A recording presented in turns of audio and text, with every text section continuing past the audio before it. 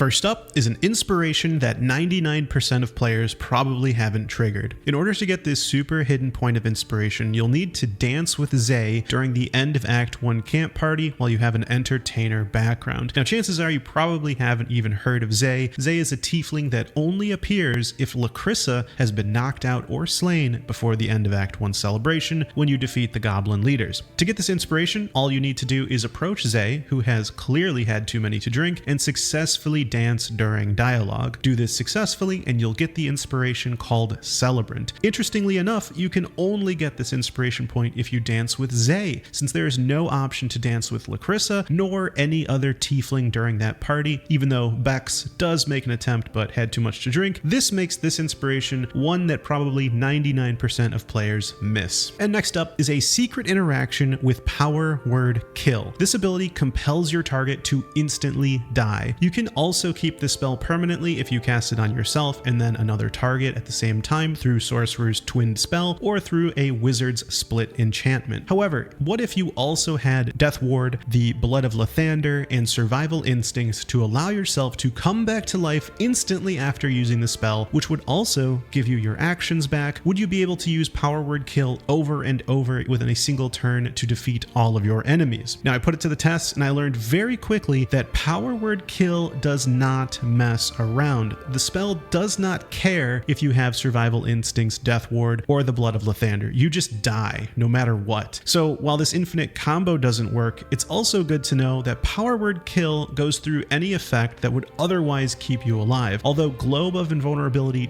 does keep a target alive from Power Word Kill, other than that, the spell is actually quite effective. And next up is Wulbren's secret weapon. Within Moonrise Towers is a captive deep gnome named Wulbren. If you talk to him, he begs you like a coward for help, asking for a blunt weapon for him to use to break down the wall behind him. It's also hilarious watching him get frustrated if you give him weapons that aren't blunt, but you can actually give him any blunt damage dealing weapon and he'll be able to use it, even if it's a weapon that can't otherwise be used. For example, you can drop the massive ogre club called the Gnarled Tree Branch into his cell, which says cannot be used by humanoids, and miraculously Wulbren will pick it up and use it. This is actually very helpful to allow the escape to happen quicker, since this club deals much more damage than the alternatives, and it also looks hilarious. To get this massive ogre club, just use command drop on the ogre named Chalk in the Blighted Village, then in Act 2 step up to the bars in front of Wulbren's cell and then click drop on the item while facing Wulbren. If done right, he'll pick it up. And next up is a hidden interaction only available during a female drow playthrough. Within the Underdark of Act 1, you can find a drow named Dorn who is petrified. After you defeat the spectator, you can talk to Dorn and learn more about his quest. However, if your character is a female drow, you'll get special dialogue options to demand both respect and the memory shard from him, leveraging your role within the drow matriarchy. Not only are these fun dialogue options, but it's also an easier way to obtain the memory shard from him. On top of that, if you have a character with a noble background, such as Minthara, it also awards inspiration called Know Your Place. And this trick also works even if you are just disguised as a female drow. And next up is how to tame a Dilophosaurus. All you have to do is head to the Circus of the Last Days in Act 3, use Speak with Animals or drink a potion of animal speaking, and then speak to Crimson, the caged Dilophosaurus. Crimson appears to have been driven mad by hunger and requests you reach into the cage so that he can feast on your flesh. If you choose the dialogue option to feed the caged Dilophosaurus something else, not only will this make the Dilophosaurus non-hostile toward you, which is great, it will also award Outlander background inspiration, which both Karlach and Halsin have, called Primary Needs. Then after the battle with the shapeshifters, you can talk to Crimson again, and he's very polite actually, after having that meal, and he explains that the shapeshifters starved him and taunted him, waving bloody rags in his face to drive him insane. It had actually made him lose his mind, but his real owners at the circus are his family, and he actually wants to stay with them even if you tried to release him. They actually rescued him as a youngling. It's actually a truly heartwarming story behind a very kind but misunderstood Dilophosaurus. And next up is a hidden interaction with Steelclaw. Steelclaw is a cat found on a balcony within Moonrise Towers. Steelclaw is a proud predator of Mind Flayer tadpoles and resents any intrusion into her hunting grounds. If you have Speak with Animals and are playing as the Dark Urge, you can learn from Steelclaw that you had previously met. She said everyone cowered before you, but she dared to snarl. snarl at you. And if you choose the dialogue option to try and remember what was forgotten, you will lose control of yourself and begin to remember how you loved how she would cry out when you stomped on her tail. But when you come to, all you will see is Steelclaw lying in a puddle of blood. And next up is a hidden interaction with Liam. Liam is a captured human within the Shattered Sanctum who is being tortured. During a Dark Urge playthrough, if you select the options to torture Liam yourself by progressing through 2 rounds of torture on Liam, at the end of it you will be awarded with inspiration called Grabbing the Poker with Both Hands. Although it is gruesome, the point of inspiration is totally worth it, and best of all, if you actually finish Liam off, on his corpse you will find a hidden potion of invisibility. And next up is Chicken Chase Extraordinaire. This reward can be earned by winning a match of Chicken Chase. Within the Goblin camp, there's a chicken running around, which is part of a game the goblins are playing. By talking to Krolla, you can sign up for this game after having Volo stop his singing, and then once it's begun, to win the match, you can use Speak with Animals and then pass a persuasion check to convince the chicken to cooperate, or you can force it to run past the goalpost by standing behind the goal and then using Command Approach. Either way, once you succeed in the game, you are awarded with the inspiration called Chicken Chase Extraordinaire if you have an entertainer background. Also, you can go back to Krolla and pass a dialogue check to get gold as a reward too. And next up is a super rare event that you can trigger if you save Smythin from his lethal fall within the Shattered Sanctum. Upon passing Priestess Gut, you can encounter Smythin about to be pushed into the spider pit. Moments after you see him, he will be pushed. However, it is possible to save Smythin from his fall. Now, the easiest way I've found it to save him is to use Minor Illusion after entering turn-based mode. Exit turn-based mode, and once all the goblins are near the illusion, cast another one a little further away again. Once they're far enough away, Smythin will actually talk to you and thank you for saving him, and you'll get 35 XP as he runs out the main entrance, and you'll also get an inspiration point called Saved by a Thread if you have a party member with a folk hero background, which Will has. And next up is a hidden inspiration point you can earn for simply playing a tune on a goblin war drum. To do this, find the nearest war drum and choose the Perform option. It will be a DC 10 performance charisma check, and if you succeed, you get to hear a pretty sweet tune get played. But better yet, you get an inspiration point if you have an entertainer background. A goblin will also tell you how it was a nice tune, but the drum is for calling reinforcements, and you'll get to see some goblins run to your position and get told it's a false alarm. Just some music being played, which is pretty funny. And next up is a hidden reward you can earn if you force Crusher to kiss Shadowheart's feet. Next to the goblin waypoint, Crusher is going on and on about his feats of greatness. If you talk to him, he'll tell you to learn your place and kiss his feet. If you challenge him, you can actually end up in combat with him and his buddies while the other goblins will just watch. If you can defeat just Crusher, he'll actually surrender, and then you can tell him to kiss your feet. If you do, you'll be awarded inspiration called Give Them a Show for anyone with an entertainer background. And next up is the hidden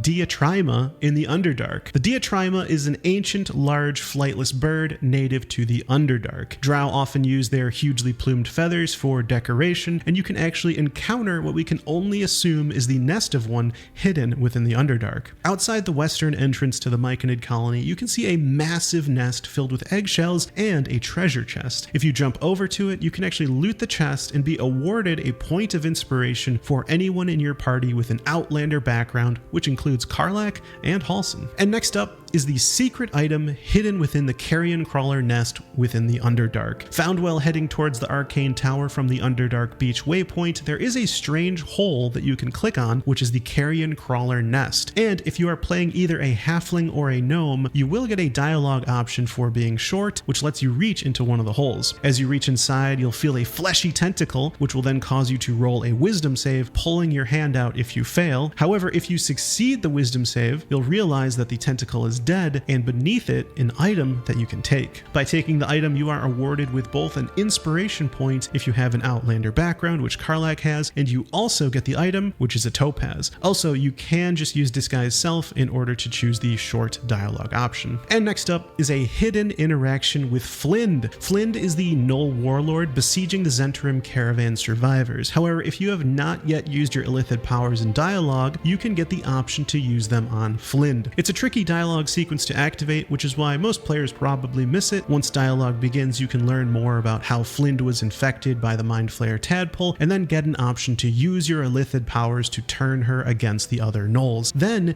if Flind survives the fight, she will be discontent with the meal, and you'll have 3 options from there. Attack, use your Illithid powers to convince her to leave, or use your powers to make her eat herself. If you use your Illithid powers to make her eat herself, you'll need to pass 2 checks, but if you do, she will carry out the act and you'll be awarded with a Mind Flayer parasite. And since this dialogue is hard to trigger, the best way to get it to trigger is if you start combat as close as you can to Flind. If Flind can get into melee range of you within her very first turn, then it will activate, but if she can't, then this dialogue won't trigger.